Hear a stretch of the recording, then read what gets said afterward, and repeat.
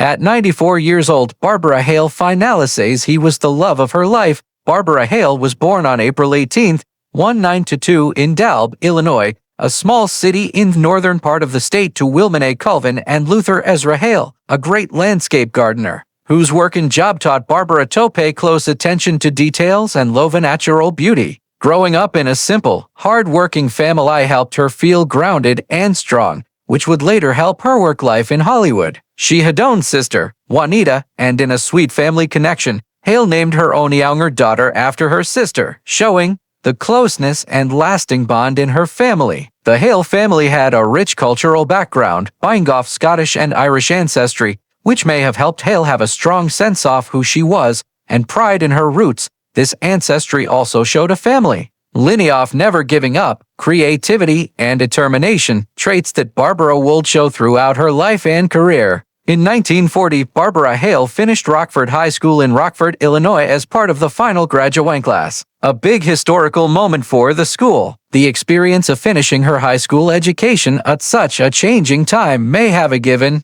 her a sense of accomplishment and readiness for new challenges. After high school, she signed up at the Chicago Academy of Fine Arts, wanting to become an artist. Her choice to study art shows her early love for creativity and her desire to work in Egypt that let her express herself with pictures. To pay for her education, Hale began modeling in Chicago, which would turn out to be a lucky entry point into the world of performing. Modeling not only helped her pay bills but also taught her about presentation, grace, and public attention, giving her a natural bridge to acting career that waited for her. In 1943, looking for better opportunities, Barbara Hale moved to Hollywood, the center of the American movie industry. There, she signed a contract with Rico Radio Pictures, marking the official beginning of her screen career. Her first on-screen appearance was without credit in Gildersleeve's Bad Day, 1943, a common entry point for young actresses of that time, who often had to show persistence and talent bear getting big roles. Hale kept appearing in small roles without credit in several movies, getting valuable on-set experience and slowly building her skills. Her first credited role came in the musical Higher and Higher, 1943, where she appeared as a glamorous debutante opposite Frank Sinatra, even sharing a musical performance with the famous singer. This early opportunity let Hale show both her acting and singing abilities, signaling her versatility and her potential to carry leading roles in future. During the mid-1940s, Hale got leading roles in several comedies that helped make her a rising star in Hollywood. Notably, she starred alongside Robert Mitchum in West Off the Pecos, 1945, only Mitchum's second starring movie, showing her ability to hold her own opposite emerging talent. She also starred with Robert Young in Ladylike, 1946, which she described as her first experience of full stardom and considered her fifth major movie. These roles made her reputation as a talented and reliable actress capable of leading performances. Her career continued to rise with movies like Thuendo 1949, further showing her ability to handle many different types from drama to suspense. In 1949, Hale moved from Rico to Columbia Pictures, a move that would expand her professional horizons. At Columbia, she earned significant critical praise for her co-starring performance alongside Larry Parks in the musical biography Jolson Sings Again, 1949, a role that showed her strong screen presence and ability to perform in musical stories. She and Parks were later paired in several other movies, reflecting the studio system's practice of using successful on-screen pairings. Throughout the 1950s, Hale kept a busy career, appearing in different movies that showed her adaptability. These included the period adventure Lorna Doone 1951, the comedy The Jackpot, also 1951, with James Stewart, and the intense drama A Lion is in the Streets, 1953, alongside James Cagney. She also appeared in westerns such as Seoul 1953 and The Oklahoma, 1957, the latter starring Joel McCrea and marking her final leading role in a motion picture. These movies together show Hale's range from historical and adventure stories to comedy, drama, and western types, showing her ability to connect with audience across movie styles. After her time in feature movies began to decline, Hale made careful appearance, most notably as part of the star cast in the 1970 disaster movie Airport, where she played the wife of Dean Martin's airline pilot character. She later appeared in Big Wednesday 1978, a drama in which she played the mother of a character played by Harry Life's son, William Catt. showing a family connection in her work and showing her continued importance in movies. Barbara Hale's career reached new heights on television when she accepted the role of Della Street, the smart and devoted legal secretary in Perry Mason, starring Raymond Burr as the main attorney. At a time when she was thinking about retirement, this decision brought new life to her professional life. The show ran for 9 seasons from 1957 to 1966, making 271 episodes, and Hale's performance earned her a Primetime Emmy Award for Outstanding Supporting Actress in a Drama Series. Her portrayal of Della Street became famous, showing grace, loyalty, and professionalism, and remains one of television's most lasting supporting characters. Hale played her role again in the 1985 TV movie Perry Mason Returns, co-starring with Burr, the only surviving original cast member. The movie's success led to 29 more Perry Mason movies made until 1995. After Burr's death in 1993, Hale continued playing Della Street in 4 more TV movies under the subtitle A Perry Mason Mystery, making her the only actor featured in all 30 movies. Her son, William Catt, appeared alongside her in 9 of these movies, playing Detective Paul Drake Jr., creating a unique family collaboration that spanned multiple decades of her career. Hale also made guest appearances in Herson's television series, The Greatest American Hero, playing Ralph Hinckley's mother in the 1982 episode O's Woo in America, and had previously played the same role in Big Wednesday, 1978.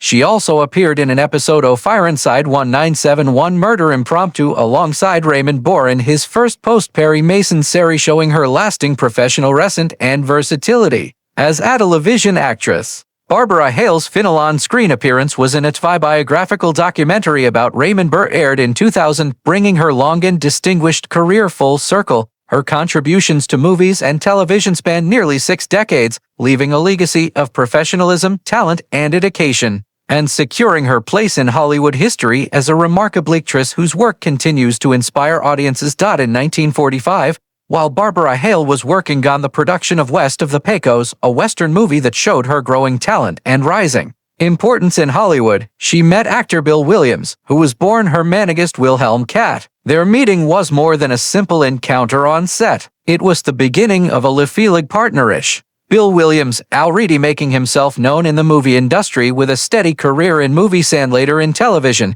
shared a connection with Hale that went beyond their shared profession. Their bond quickly grew deeper, fueled by a combination of shared interests, mutual respect, and a natural chemistry that drew them together amid the busy pace of Hollywood life. Less than a year later, they made their commitment to one another official, marrying on June 22 and 1946 in a ceremony that was reportedly intimate, personal, and reflective of their deep affection and compatibility. Together, they built a family that balanced the demands of their careers with personal life, welcoming 3 children, 2 daughters, Jody and Juanita, whose lives were largely kept private away from the Hollywood spotlight, and a son, William Catt, who followed in their artistic footsteps and became a successful actor in his own right, carrying forward the legacy of both parents in the entertainment world.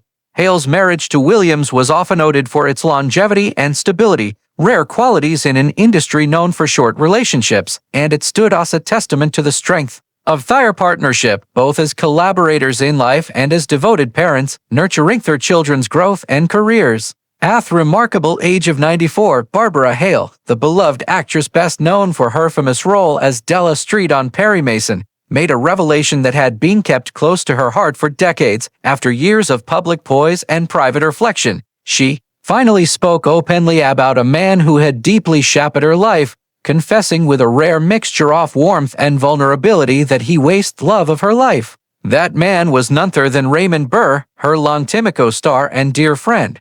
Raymond, she said, her voice carrying the weight of years filled with memories, was more than just a colleague or a friend. He was the person who understood me in ways that no one else ever could. Hale went on to describe the depth of their connection, emphasizing that it went beyond the ordinary dynamics of Hollywood relationships.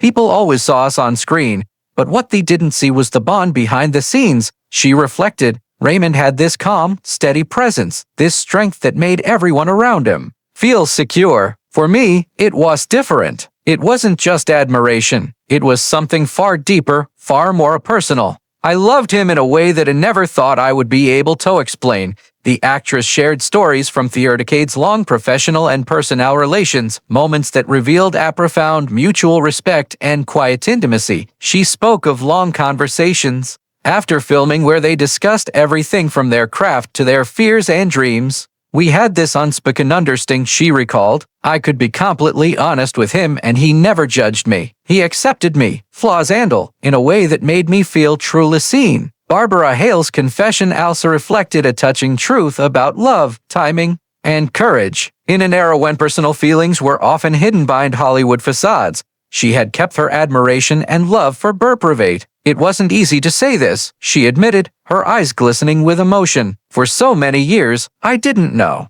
if it was the right time, if it was even appropriate. But now, at 94, I can finally say it aloud without fear or hesitation. Raymond Burr was and always will be the love of my life. In sharing this heartfelt revelation, Hale not only honored the memory of Raymond Burr, but also offered a glimpse into the softer, more intimate side of a woman who had captivated audiences for generations. Her words were a testament to enduring love, the quiet bonds that sustain us, and the courage to speak the truth no matter how many years have passed. He touched my life in ways I can never fully describe, she said softly. And for that I am forever grateful. Barbara Hale passed away peacefully at their home in Sherman Oaks, California on January 26, 2017 at the remarkable age of 94. Her death was attributed to complications from chronic obstructive pulmonary disease, a condition that gradually affected her breathing and overall health in her later years. Hale's passing marked the end of an era in classic television. Ash had been a beloved figure for decades, widely admired not only for her talent but also for her professionalism and grace both on and off the screen. At the time of her death, she held the sad distinction of being the last serving member of the original cast of Perry Mason, the groundbreaking detective series that had cemented her legacy in Hollywood history.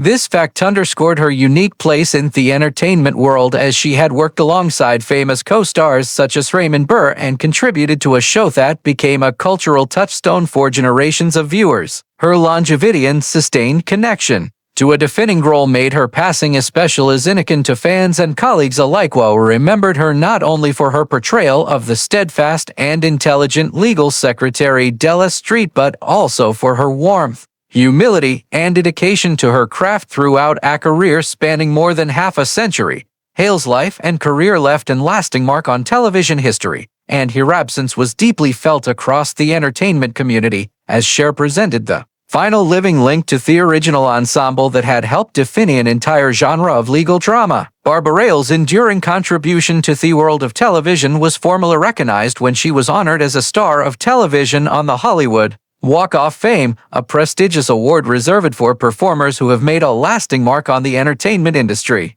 Her marker, located at 1628 Vine Street, was unveiled on February 8, 1960, placing her name among the most celebrated figures in show business history. This particular stretch of the Walk of Fame has long been considered sacred ground for television legends, and for Hale, it was a real acknowledgement of her immense popularity with audiences and her steady decades-long presence on the small screen. At the time of this honor, Hale was already firmly established in American households for her role as the poised and intelligent legal secretary Della on Perry Mason. The unveiling of her star coincided with the peak years of the series' success, symbolizing both her personal achievement and her central role in one of television's most famous dramas. Her acting talents did not go unnoticed by her peers and the broader television comedy. In 1959, Hale was awarded the Emmy Award for Best Supporting Actress in Character in a Dramatic Series, an honor that recognized her ability to breathe depth, grace, and warmth into Della. The role demanded a rare combination of charm, wit,